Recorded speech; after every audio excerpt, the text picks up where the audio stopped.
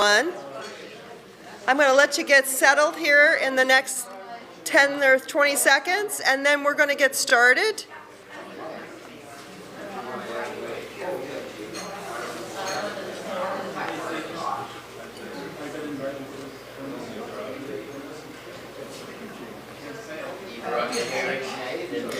All right, well, hello and good morning. I'm Cindy Wade, President at Lincoln Health, and I'm really excited to be here this morning with all of you.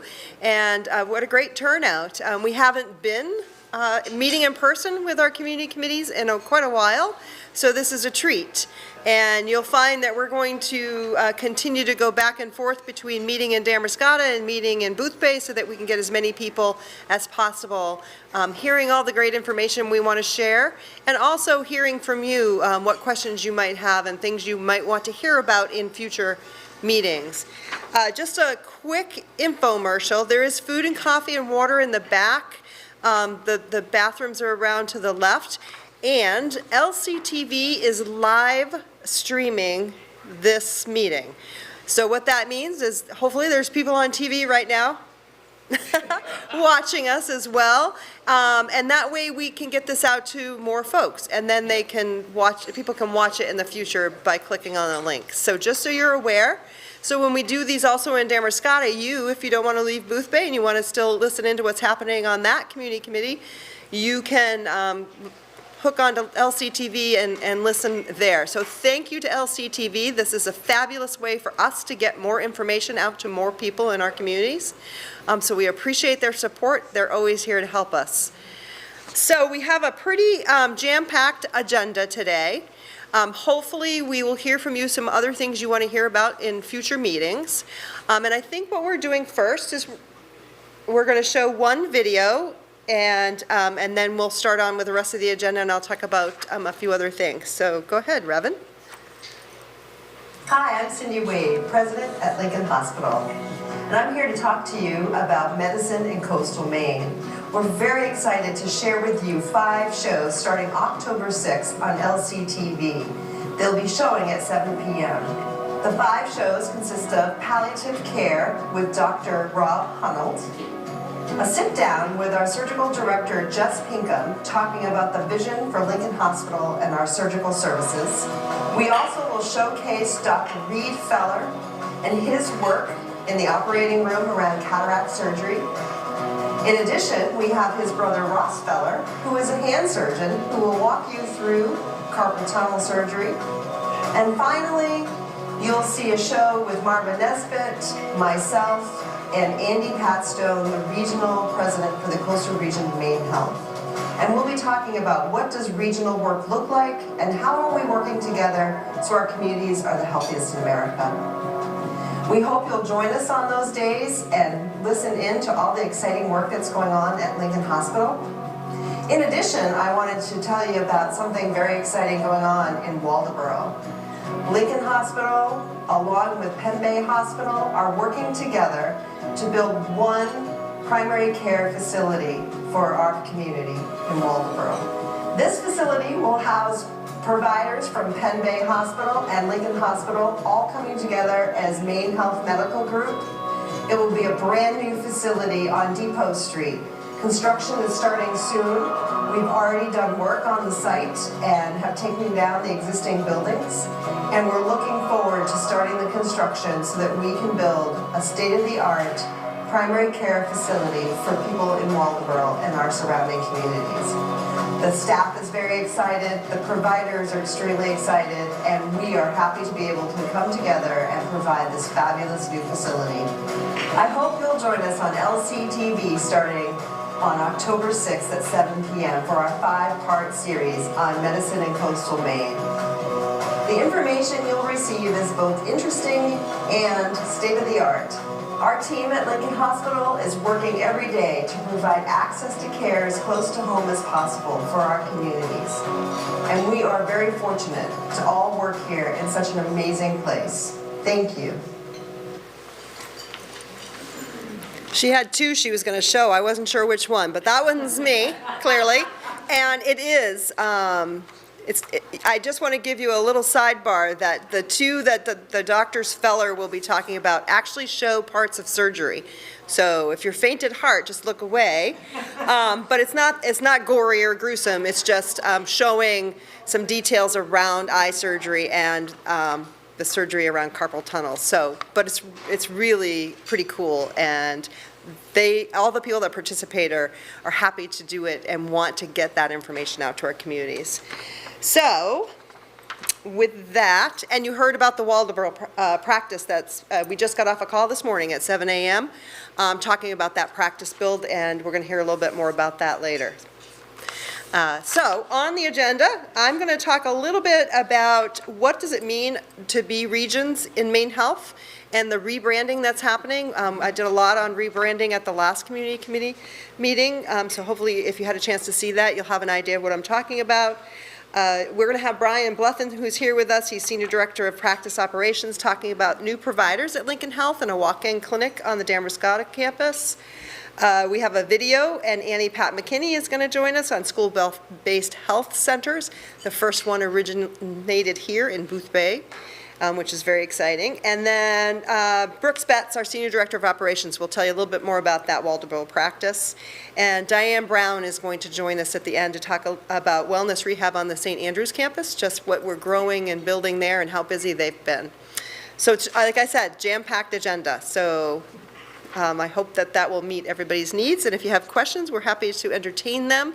If it's something that's not necessarily part of the agenda today, if we can't get to it, we will make sure we get back to you or we add it to a future agenda. So I'm going to talk about system regions and rebrand.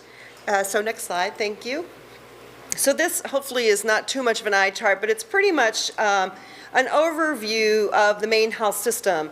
And we're an integrated health system that's not-for-profit with 12 counties in Maine and New Hampshire dedicated to working together so our communities are the healthiest in America. The reason Maine Health went to regions, and I'll talk a little bit more about regions, was so that we could take like communities in the Maine Health system and in the state of Maine and work more closely together on how we provide access to care as close to home as possible. And so the regions are the Southern region, which is Maine Medical Center and Southern Maine Medical Center, which came together as one in the Southern region, working more closely together on clinical integration, on policies, procedures, sharing of clinical staff, and moving patients and streamlining patient care in the Southern region. The same is happening in the Mountain region, which when we say mountains, we mean mountains, and it's hard to get there from here. But it's North Conway in New Hampshire. So over the White Mountains into Maine, we go into Franklin Hospital, which is in Farmington, and then also Stevens Hospital in Norway. So those three hospitals, along with some of our affiliates like Maine General and Central Maine Medical Center, are working together in that mountain sort of central area to see, again, how do we share resources, how do we work together, what services do we provide where, and how do we provide as best access to care as possible for the communities in those very vast and wide spread out, again, hard to get to places from one to another. Lincoln Hospital is part of the coastal region. So in the coastal region, we have Mid-Coast Hospital, we have Lincoln Hospital, we have Penn Bay Hospital and Waldo Hospital, and all the other services that go with that, including the services in senior living and the physician practices working together. And what we're trying to do on that Route 1 corridor is the same. It's trying to figure out how do we provide care to our communities more streamlined and more like each other, and utilizing best practices. And so we're partnering to do things like this weekend, orthopedic call. Lincoln Hospital orthopedic surgeons are on call for the region. And so if somebody at Penn Bay comes in and fractures their hip and needs emergency surgery for a fractured hip, they'll come to Lincoln Hospital where the doctor's on call and have their surgery done. And so they get real-time surgery done when they're supposed to get it. If somebody fractured a wrist and didn't need to have it done, it needed surgery but didn't need to happen today or tonight, could happen on Monday, they would be taken care of, and then they would see an orthopedic doctor in Penn Bay and have that done as regularly. But the reason we're doing some of those kinds of working together opportunities is because it's hard to find orthopedic surgeons. It's hard to find neurologists. It's hard to find cardiologists. It's hard to find a lot of those ologists. It's hard to find primary care now. I think you probably are aware that there's a national shortage of workforce for everything, but really a national crisis shortage for healthcare workers. And physicians are a part of that. So we're trying to figure out how do we work together the best we can in small groupings and regions to be able to provide that care to patients that they need, but also preserve the stability of the providers and the surgeons that we have today. So you'll hear more and more about that, but that's what the regions are all about. And you heard me talk about regions, and on that 5-part series, and the last one, you'll hear Marva, who's here today, myself, and Andy Patstone, our regional president, talking about what that means in our communities. And we'll give you some more examples about that. So I'd encourage you to watch that, and perhaps in the future we'll get deeper into some of the things we're partnering on. So the next slide is about the rebranding that we're going through as a system. So if you had a chance to watch the last community committee meeting, if you were there in person or you saw it on LCTV, we did a deeper dive into MaineHealth rebranding, but I'm going to just tell you a little bit about it here again today. So why would we rebrand? Well, we were finding through focus groups, through patients accessing different areas of the MaineHealth system, as you saw on that map, being confused and not really understanding that all these different entities were part of one big system, and that we're leveraging that system to help support all of the care, whether it's through the Epic electronic medical record so that we all see the same chart on every patient that we take care of, or it's through sharing of resources or what have you, or the streamlining of sending people from perhaps Dr. Barker's office who might need care in Portland at Maine Medical Center, and that you know that that's all part of the same team caring for you when you transition from one to the other. So trying to just make sure that people understand that that's one big umbrella of high quality, safe patient care throughout our system. So go ahead and go to the next slide. So we had a house of brands, as you might say, and in here, you can see here we are here, along with all kinds of different people. Well, that would be really confusing. You wouldn't maybe know that all those places are under one umbrella as MaineHealth. And so we are moving towards the left-hand side to have one logo, and everybody will start out as MaineHealth. So people know as you transition through the system that you're at a MaineHealth organization, a MaineHealth hospital, a MaineHealth clinic, whatever it may be. So that's where we're headed. And if you go to the next slide. However, some of our names will stay, right? Because there's a lot of history in our organizations, and there's a lot of people that have given to our organizations. So we want to preserve some of those names. So for instance, it will be MaineHealth Miles Campus, MaineHealth St. Andrews Campus. We have kept those campus names preserved till today, and we're going to keep those campus names preserved into the future because those are legacy. They're really important to us. You will also hear about MaineHealth Urgent Care St. Andrews. Again, that's still legacy. Those are names we want to see. And then down under health centers, we have a few.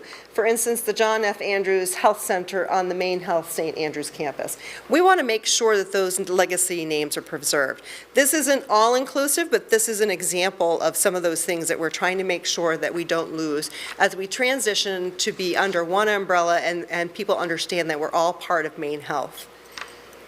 And our senior living facilities, such as the one we're in, this beautiful one today, those names are not changing at this time. And again, they are very important for many reasons. And even though they're under the MaineHealth umbrella, they're very recognizable today the way they are.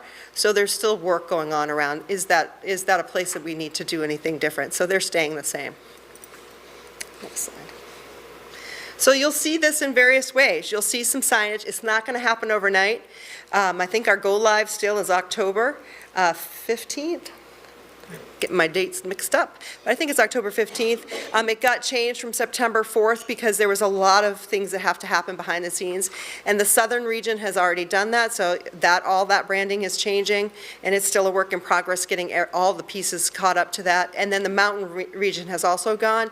So we did a little delay for the coastal region just to make sure that we've got all of our ducks in a row. But we're looking forward to October 15th. Well, you'll start to see that Maine Health name, that Maine Health brand more often in our local communities. And you'll see it in things like your billing, which I think you already saw Maine Health on your billing anyway. There'll be a new look on materials. PowerPoints will have Maine Health, as you see here today, and things like that. If people still have cards that they give out, their business cards will change. Letterheads will look different. But the same high-quality care, the same safe care, the same people, the same faces are providing that care. It's just that name, Maine Health, will be standing out more prominently. Any questions about that? All right, I think then that's my little bit, and I'm going to hand over to Brian Blethen, who again is our Senior Director of Practice Operations, and he's going to talk about new providers here across our entity.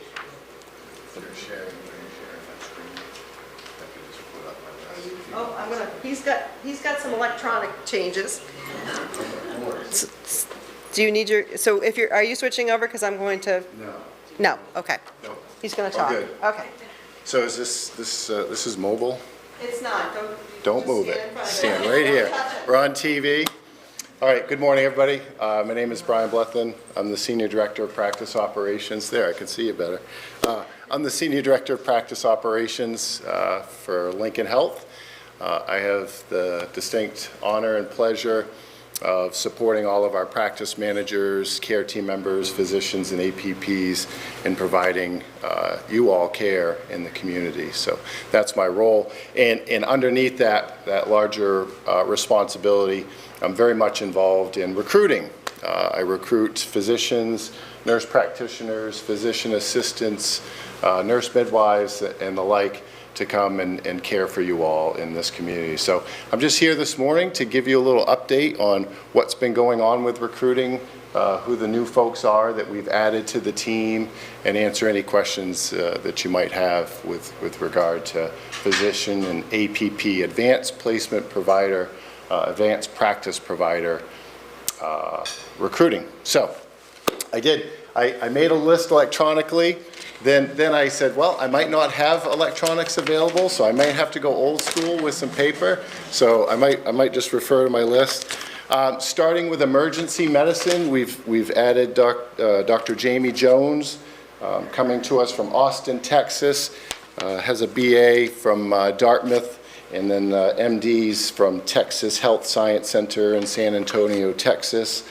Has some roots here in Maine, as well as Connecticut, and so coming up from Texas, it's a bit of a homecoming for Dr. Jones to join us up here back in Maine. So, and then as I was creating this list of new folks that we've added in 2024, at first I thought I'd give you a little background on each person and tell you a little bit about each of our new doctors and nurse practitioners. And then as I started really making the list got very long. So I'm not going to go into as much detail, but if you ever would like to know information about the folks providing you with care in terms of what their medical training background are, we have that, and happy to share that with you. Lindsay Fox, a PA, joined us on our hospital service in the hospital. So we have two advanced practice providers on our hospital service.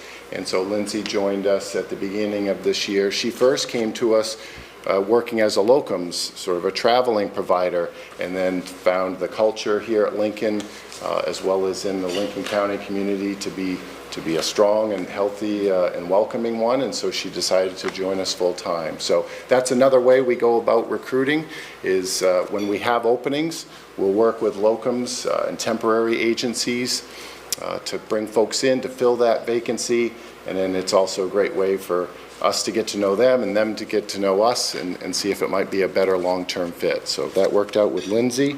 Dr. Cammie Young is also a new hospitalist with us. Dr. Young joined us because her colleague, Dr. Sarah Scott, joined us last year, came this way from Salt Lake City, but had ties to the area and connections to the area. And so word of mouth spread back to Salt Lake City, and so Dr. Young joined us. Let's see, who else? Hannah Wood. Hannah Wood is joining our team this month. She is a doctor of optometry. We have recently, in recent years, developed and built an ophthalmology practice. Really, we were the only ophthalmology practice in the Maine Health Network for a while there. Most other ophthalmology practices in the region up and down the coast are private practices. But we are lucky enough to make a transition with Dr. Roy Seibel, and so Dr. Nolan joined us, and then most recently Dr. Reed Feller, as Cindy mentioned, has joined the team as the second ophthalmologist. But in order to sort of build that practice out, we needed optometry as well, so that our ophthalmologists can do more procedure and surgical work, and the optometrist can attend to some more of that more routine eye care. So Hannah Wood, she's from the county. She's a county girl, so she's a Maine kid, and she's going to help us out. She's coming from a practice up in Augusta, but joining us this month. Francine Olney is a new nurse practitioner that you'll see up in Waldoboro, filling that hole. We had Jennifer Odlifson was a PA with the Waldoboro practice for over 30 years, I think closer to 35 years. We're very fortunate to have a lot of longevity on the Lincoln team in all positions, really. And so Jennifer Odlifson retired, stays on board with us per diem in a per diem capacity. So Francine Olney is joining us in Waldoboro. Dr. Pat Evans is joining us in Wiscasset. Dr. Pat Evans has an experienced, longtime family medicine physician. Most of her work has been done down in the Washington, D.C. area, and she helped the World Bank down there start a healthcare provider service in-house to help support all of their work and all of their colleagues coming and going between the United States and the other countries that they work with. So she worked with, I think it was MedStar, as a major medical provider down in the DC area, and so through MedStar, she was the medical director for the World Bank and also the IMF program. So super happy to have Pat Evans up in Wiscasset and joining that team. We had Mike Romack, who retired and is still with us per diem.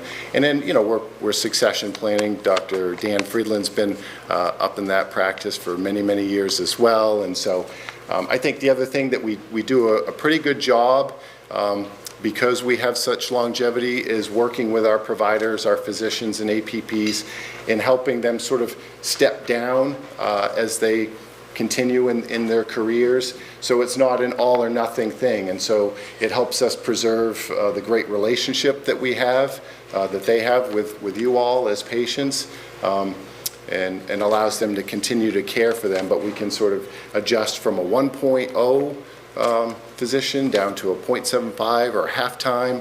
And then as they sort of progress in their careers, they can stay working with us and caring for you all in a per diem capacity as needed. So I think that's another thing that we do pretty well at Lincoln is that succession planning and helping people sort of work through their careers towards retirement. So that's what we've been able to do in Wiscasset. We've done that. We did that with our ortho practice as well. You know, Sean Moran, longtime physician, Ed White, longtime surgeon. So it's been a positive experience for us in that regard.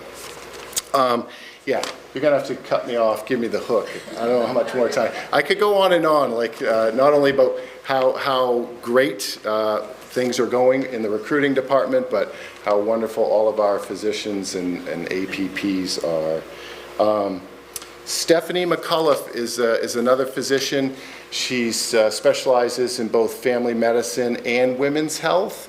And so She is working with us per diem right now. I would say one of the challenging areas that we do have at Lincoln is in the Women's Center. OBGYNs are a tough recruit. That is a tough recruit, not just for us here at Lincoln, but also mid-coast up and down the coast for Maine Health. So we've had to be creative over the past few years, working with some per diem and locums physicians.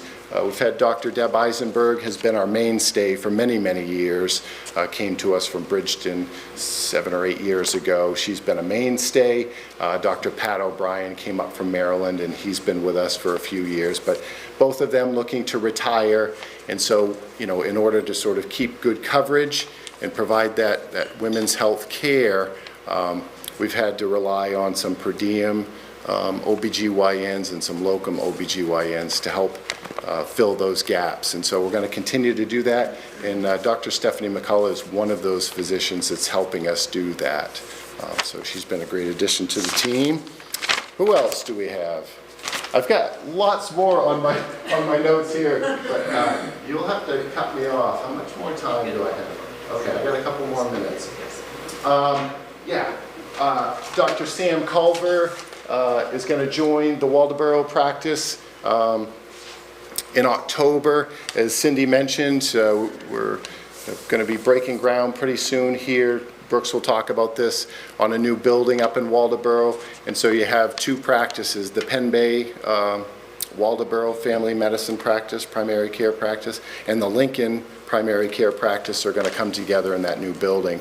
And so as we continue to recruit and fill vacancies and retirements, we're now working with that practice to figure out, okay, you know, how do we hire, who do we hire, and how do we start that merge? So we're going through that process as well. But Sam Culver is another unique physician where she's going to sort of hybrid. She's going to do half of her time serving patients in the primary care setting, in your typical family medicine office, and then she'll do some time in the women's center in our women's health program, because that's her passion and that's an area of focus for her.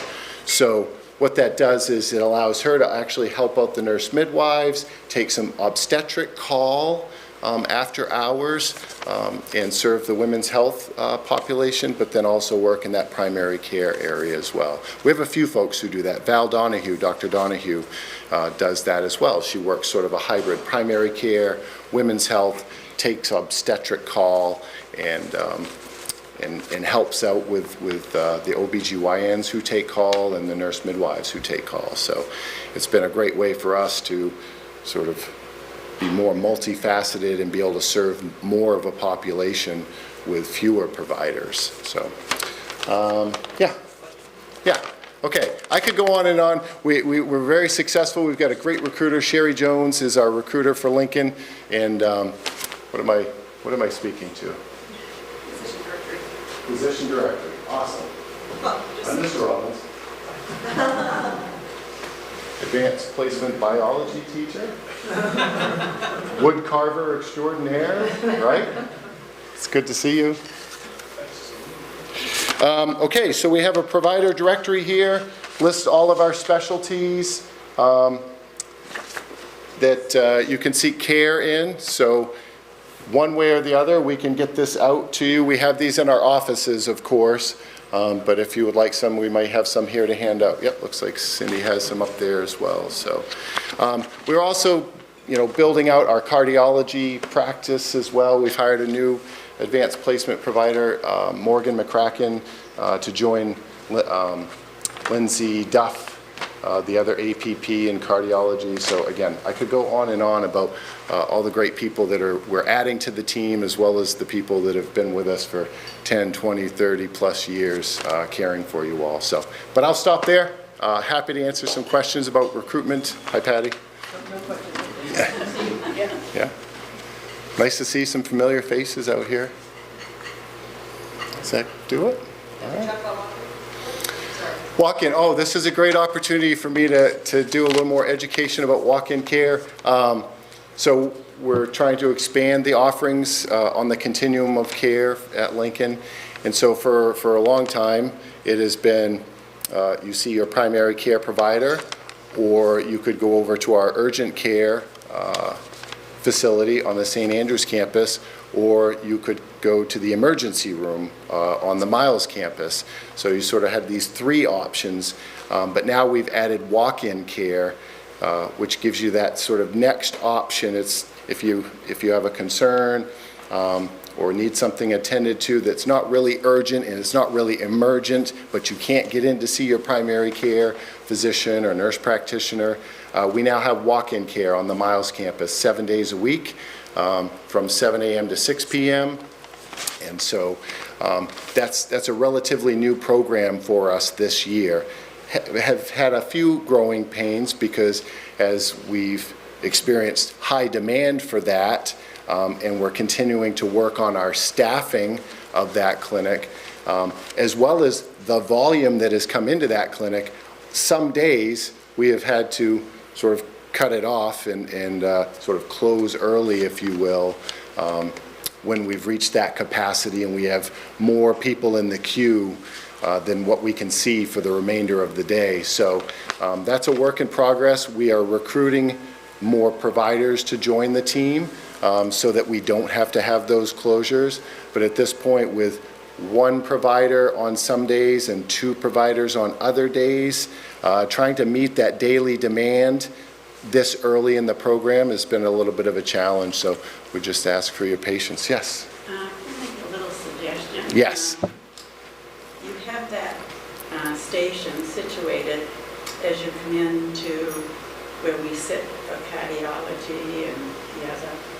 Yep. And I was sitting there waiting for my appointment. Yep. And people were coming in that were ill, and some fellow came in. You can hear it all. I mean, as you're sitting there. Yep. And he had had diarrhea for 2 weeks, etc. What did he have? As he's walking by us to go way up to the other end to see whoever he's going to see out, just suggesting maybe that station could be somewhere else. Yep. So you don't walk by all the healthy people. Yep. Yeah. It's a great point. I appreciate you bringing that up just in terms of how we are currently staged, welcoming our patients to walk-in care. It's a temporary, right, setup, and I know it's optimal. I just felt a little. Yes. I haven't had COVID yet. And Right. I'm like, I'm just Yep. pulling into myself as these people are walking Yes. by. And, Yep. Yeah, it is, you raise a great point, and it is something that we are looking at and trying to improve. So yeah, please rest assured, we are trying to improve that. I think ultimately, we're looking to move that clinic down to the ground floor of the Watson Health Center, and so it will have its own entry, registration, and all of that. But given space is always a challenge. Yeah, but no, it's a great point, and you're spot on. You're not wrong. You're absolutely right. It is something that we need to improve on. So, yeah. Question? What about any specialty in gerontology? Because you're speaking to all the people here. Yeah, great. The oldest state in the country and the oldest county. Yeah, it's a great point. We did just hire another full-time advanced practice provider for our senior services, both here at St. Andrews as well as at Cove's Edge. So, yeah, and she starts this fall as well. Yeah, and then actually, it's going to continue to grow as well. We'll also be adding another advanced practice provider for a per diem capacity to help out with some additional coverage also. So, yep. Other questions? Yes? You keep saying advanced practice providers. Yes. I do not understand that term. Yep. Could you So, define it? nurse practitioners and physician assistants, right? Not medical doctors, not doctors of osteopathic medicine, they're sort of that mid-level. Some people call them mid-level providers. But typically, you might be more familiar with nurse practitioner or physician assistant, sort of that next tier. I didn't know whether that meant specialists or something else. Yeah, yeah, that's what that means. Thank you. Great question. Thank you for letting me clarify that. Yes, sir. With the hiring of new people in all categories of retirement, moving, leaving, etc., are we experiencing a net loss or a net gain? Yep. How do you see the number of positions that are still available and open to be filled? Yes, first part, Lincoln is experiencing a net gain in providers. As small as we are within the larger Maine Health network, we have done nothing but grow services here. Ophthalmology being one of those examples. Cardiology is another. We've added APPs, and we are actually working with the Mid-Coast cardiologists to increase their availability and staffing on the Miles campus as well. So we are only adding providers as you all show us the demand for those services. So we have net gain. I would say in terms of, you know, how does it look? What's the forecast look like for filling those other vacancies? It looks great. It's strong.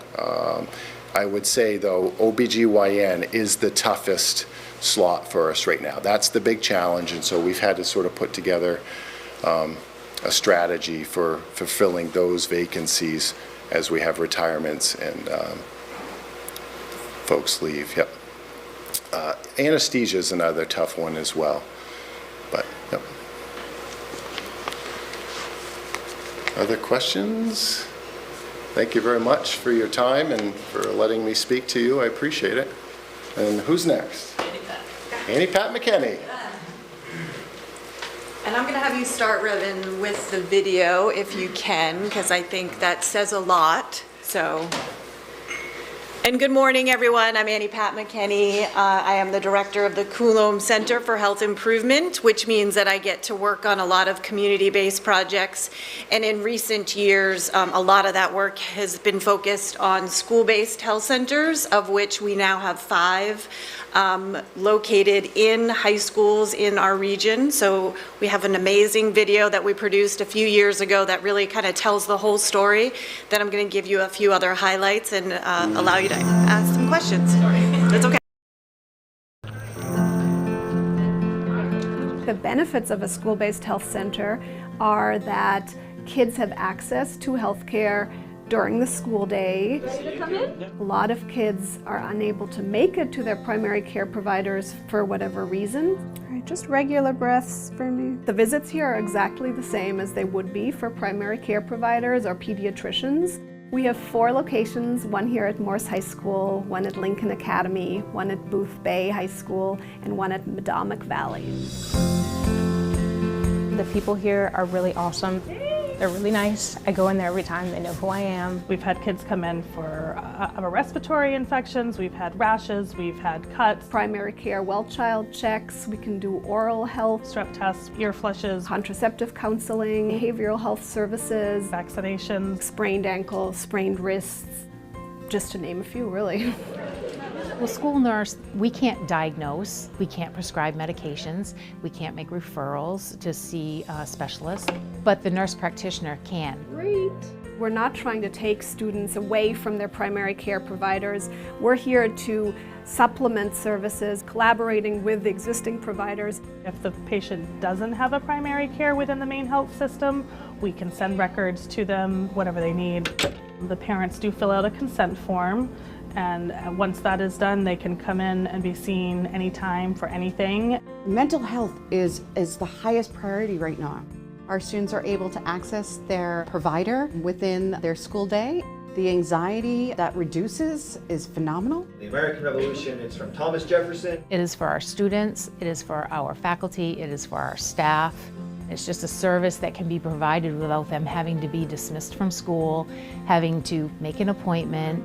It's right here on campus. Have you open up? I think my dad definitely appreciates having it here. He doesn't have to drive me to the doctor's office in Demarcata. He can just bring me to school in the morning and I can just come in. Even with the top-notch services that we provide through our school nurse and our social workers, we are unable to cover, but Lincoln Health has our back and covers those services, and it's amazing. I am a parent myself, and my child has been seen here, which has been lovely. I haven't had to leave work, and it's been quick, it's been easy, and fabulous. Thank you. You're very welcome. Have a great day. Yeah, you too. Thanks.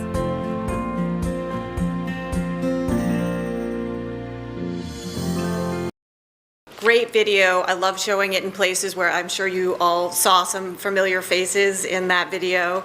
The principal of the high school here, as Cindy said, the Booth Bay Clinic is one of our oldest clinics. We've been there for over 20 years. And since this video has been made, it said we had 4 locations. I had just said we have 5. We are opening in Wiscasset High School. We're very glad to be in all of the high schools in Lincoln County now, which is fabulous. Elsa Parson, nurse practitioner, those advanced practice providers is usually how we staff our school clinics, is starting today, very first day in Wiscasset today, so we're really pleased about that.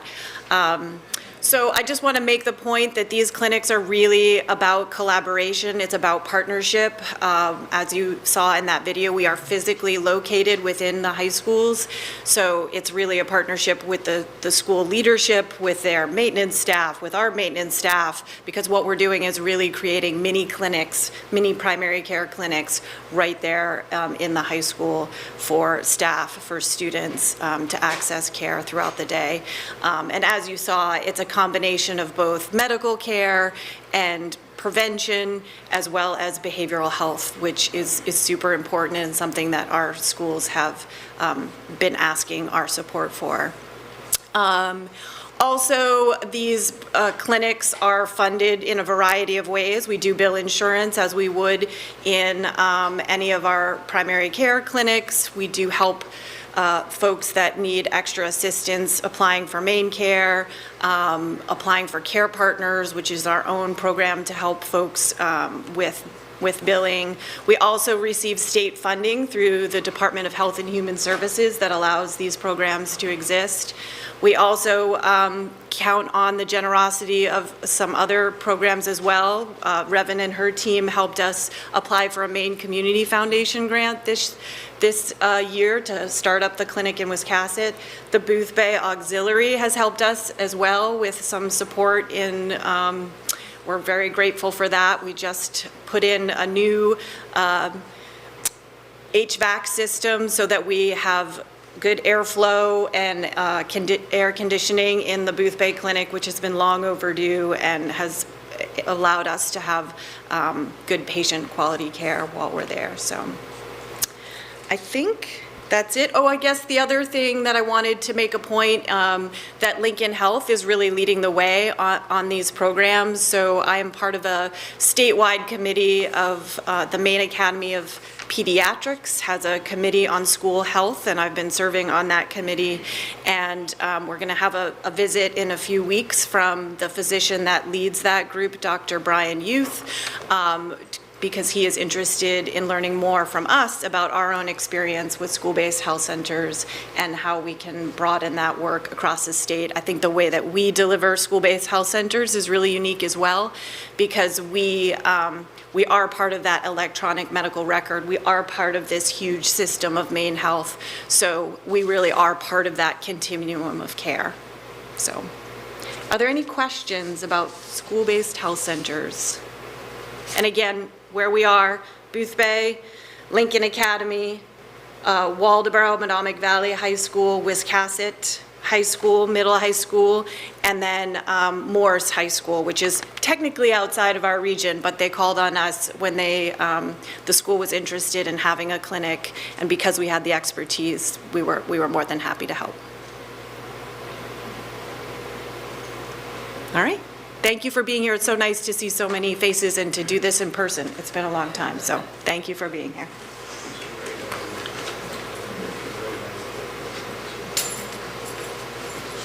Good morning. My name is Brooks Betts. I'm Senior Director of Operations. I lobbied hard to follow Brian Blethyn so that we could be the two bald guys that would just go back to back. But Annie Pat was insistent that she go between us because she thought everyone would get confused. He has tried to differentiate himself, however, because he's got a lot of facial hair now. I don't know. It was kind of our shtick, right? He was Brian Blethyn. I'm Brooks Betts, BB, right? Bald. It worked. But Anyways, I'm going to spend about 5 minutes real quick just telling you about our Waldoboro facility. Cindy alluded to it as well as Brian, that, one of the things in working in regions is that we are trying to pull together in how that we're working within our communities and providing services. And so the Waldoboro facility, and I think some of you may have been at the last meeting where we talked a little bit about it as well. So we are building, it's almost a 14,000 square foot primary care facility up in the Waldoboro area, right up next to the town office. So if you know where the fire department is in the town office, it's just off of Depot Road. But this is a great opportunity for us to take two practices within the community of Waldoboro and pull them together and work together and provide those services to a community that is severely underserved, honestly, as far as primary care. So this will be an opportunity for us to not compete with each other, to work together, as Brian talked about, recruiting and everything else in that area. So to give you an idea, the size of the building, the Family Care Center here in Booth Bay, if you took the upstairs and the downstairs and put together, this new building will be just a little shy of that size, but it will be more than double what we have currently in the Waldoboro region. So it's going to be a nice fit. Unfortunately, the economics of construction these days has just gone through the roof. And so we've had to do some what we call value engineering to get the building to be the size that makes sense, but still keeping the services and the amount of support that we're going to be able to provide to that community. We're confident that the size of the building will be adequate. We have a couple of things that we are considering kind of our adds onto the facility that we still have to try to figure out if we can figure out how to make those work within our budget. But that's work that you do anytime you do a construction project. You have your must-haves and you have your want-to-haves. And so we still got a couple things that we're working through, but I think we're getting very, very close. We actually have a meeting next week with the planning board in Waldoboro to present the plan to the town. One of the things that's unique about this facility and the location where we're doing it is we're actually working with the town. So the town is involved in this, has been involved from day one on this project with us, because one of the things they would like to do is they'd also like to eventually build a recreational center on the same property. And so in identifying the property and purchasing it, we found a piece of property that would suit the needs of both us and the town to build the rec center. And then that way we can kind of plan them into the design. They also had $1 million grant that the town got through the congressional directed spending. I think it was 2020 or 2021 that they got that $1 million, and that they're going to actually help us fund some of the infrastructure that would be shared. So whether it's power and septic system getting in there and things of that nature, or town sewer and water getting that in parking lots and things of that nature. So that $1 million will help us with our project. We just met this morning at 7 a.m. and we're probably a month, maybe 6 weeks behind where we would have wanted to be. We really had hoped to break ground in November of this year. It's looking like it'll probably be closer to the end of December, just because we had a delay in going to the town planning board. We've got a couple of things, and none of these are, it's not given. We have to go to the town planning board, and then they have to approve it, and then we have to get permits. So, there's some hurdles we still have to get over, but we're confident that we're going to get there, and whatever adjustments we have to make. Trying to think if there's anything else really about that facility. I didn't bring any slides or anything. I don't have any real recent graphics of it right now that would mean anything. But if we do this again, I can try to find some sketches of it so that you could see what it looks like. But we're all really, really excited about it. We're working hard, both locally, but also Penn Bay, as well as Maine Health involvement in this has been huge. We've had project managers as well as architects within the system that have helped us kind of narrow down what we're doing. And this could really be it's going to be a beautiful building, but there's also some other opportunities, and I don't want to let the cat out of the bag because we can't completely afford it, but we're hoping maybe someday we could make this a net zero building where we would be able to do solar on the building. So we've designed it with that in mind, that we may be able to phase that in later, so we could potentially bring the building up with solar and other ways to provide power to that building, so that we would be a net zero building in the future. So that would be an awesome thing, because that would be the first building within Maine Health that actually has that. So that would, for us, that would be kind of a nice feather in our cap as an organization to pull off. But again, we've got some work to do before we would get there. I'll stop there and just ask if you have any questions. Great. Well, thank you so much. Very exciting. You know, like I said, it's a really great opportunity for the community of Waldoboro. And it's been long overdue. So with that, I am going to introduce to you Miss Diane Brown, who has been with us for how many years, Diane? Well, that'll then tell my age. Why, you started when you were 12? Yeah. Yeah, almost 30 years, and so Diane's been a part of our organization in the wellness rehab area, so she's going to come up and talk to you a little bit about wellness rehab in Booth Bay. And just so you know, the microphone is really just to pick up for LCTV, so you're going to want to speak up loud. It's not actually amplifying your voice at all. Okay, thank you. Great, thank you. Thank you a lot for today. Hello. So happy to be here. I'm always happy to come speak about the Wellness Rehab Department because it is something I love. Over here at St. Andrews, we have physical therapy, occupational therapy. We have a diabetes nurse educator and registered dietitian. Our physical therapy department currently has a wonderful pelvic health department where we help people who have urinary or bowel incontinence, pelvic pain, prolapse, any number of pelvic diagnoses. They're treating people, mostly adults, but occasionally we have some pediatric referrals. We treat people who have balance issues, orthopedic and neurological issues. We are hoping to bring back the Balancing Act, which is a balance program that we offered prior to COVID. Heather Brewer runs that, and we're looking forward to bringing that back. For occupational therapy, we have a LSVT BIG program, which is a program for people who have Parkinson's disease. We have a lymphedema program who helps people who have swelling possibly related to cancer, lymph node removal, radiation. We offer therapy for more complex neurological and orthopedic injuries of the upper extremity, hand therapy. And let's see, I also help facilitate a dementia caregiver support group, which happens a couple times a month at the Family Care Center. We treat people who have obviously post-operative problems from orthopedic or neurological conditions. So let's see, what else can I talk about? We're happy to have Tim Bryce back as our site supervisor. And believe it or not, that does not mean that Jim Stevens is done. He's still with us twice a week. So I'm happy to report that he hasn't left us yet. And we're under the direction of Kelly Creamer, who's still the director of rehab, and mostly located at Miles, but comes to St. Andrews once or twice a week. Let's see, does anybody have any questions? It's great to see some familiar faces. Could you talk about the Balancing Act? Yes, absolutely. So Heather Brewer and Debbie Hydu ran that. Debbie's since retired. We did lose her. But that is a program that they offered. Well, initially they started with 4 sessions, and then they decreased it to 2 sessions. But they do baseline measurements to see how your balance is, standardized tests, and then they give certain exercises, do certain activities, send you home with a program, talk about home safety, home setup. And then you come back and they sort of reassess and offer tips. Yeah, and also it's a great time to find out, it's not a true evaluation, but it's a screening process where they can really take a look at where you might have some deficits and see if a referral for more formal therapy would be appropriate. Yeah. What else did I want to say? Well, I guess that's probably, yeah. Pediatric therapy is making a comeback.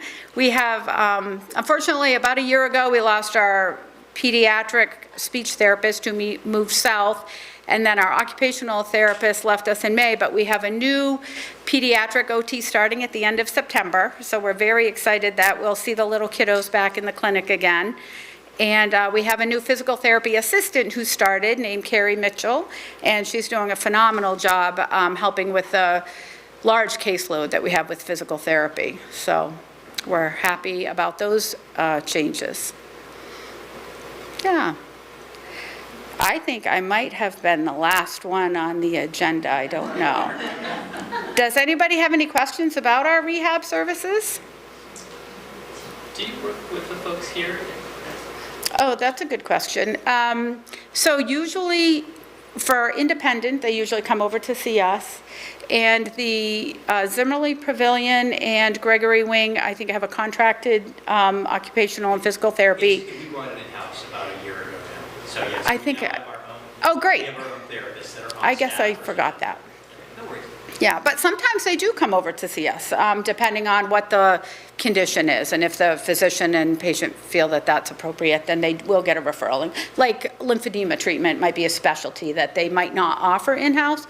So if there's a specialty like that, they will get a referral to come see us over at the St. Andrews campus. Or a more complex situation where a splint might need to be fabricated or something. Yeah, you're welcome. So, well, it's 9:55, but I will let someone else close. Thank you all for having me. It's great to see you. Great, thank you, Diane. Are there any other questions on anything we covered today at all? We're kind of at the end of the agenda. Luckily, we had a lot to talk about, but we got through it. Do you have a question? Or? Oh, Marva, did you want to come up? I know you can always find something to talk about. For those of you who don't know Marva, she's never for a loss of words. Well, I'm proud to be affiliated with Lincoln Health, proud beyond words, as a trustee and an officer. And also my beloved LCTV. Yeah, thank you to LCTV for coming today. This is really a nice benefit of something we've added with the help of LCTV. And I think it's great because, like Cindy said at the onset of the meeting, that if you would like to attend these from home, you can just do that and stream them right over LCTV, which is fantastic. So. But then we miss all the wonderful food. Totally, yeah. No, you got to come for the fresh fruit and the baked goods, right? That's great. Any other questions before we wrap up today? All right, well, thank you all for taking the time to come out. We really appreciate it, and we'll look forward to seeing you next month. Thank you. Thank you. What's that? Oh, 2 months. Yeah, is it 2 months? Okay, I'm sorry. Yeah. What's that? It'll be at the Watson next time. Yep. Great. Thank you all. Have a wonderful day. Thank you all. Hager Enterprises, a paving and excavation contractor specializing in all sorts of site work, utility installations, and road construction since 1987.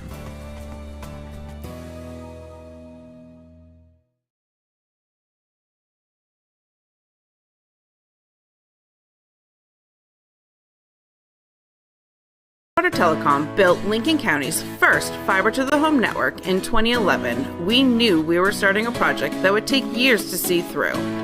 9 years later, we are proud to have connected more than 2,000 Lincoln County homes to our blazing fast open fiber network. But that hasn't dimmed our vision to connect all of Lincoln County. Learn more about the power of fiber optic internet at tidewater.net.